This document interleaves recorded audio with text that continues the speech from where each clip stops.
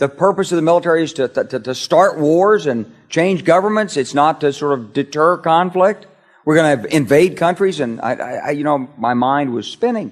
They wanted us to destabilize the Middle East, turn it upside down. Now, did anybody ever tell you that? Was there a national dialogue on this? Did senators and congressmen stand up and denounce this plan? Was there a full-fledged American debate on it? Absolutely not. And there still isn't.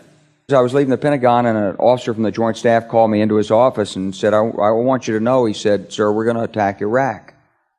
And I said, "Why?" He said, "We don't know." He said, I said, "Well, did they tie Saddam to 9/11? He said, "No."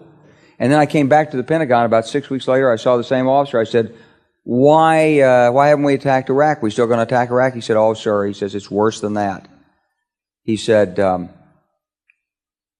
he pulled up a piece of paper off his desk. He said, "I just got this memo from the Secretary of Defense's office. It says we're going to attack and destroy the governments in 7 countries in 5 years.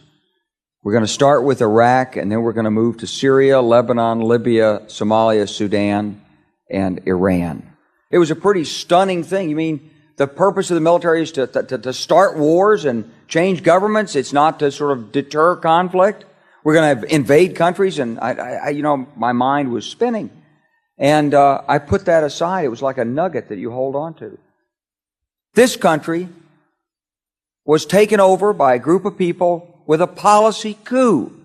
Wolfowitz and Cheney and Rumsfeld, and you could name a half dozen other collaborators from the Project for a New American Century. They wanted us to destabilize the Middle East, turn it upside down, make it under our control.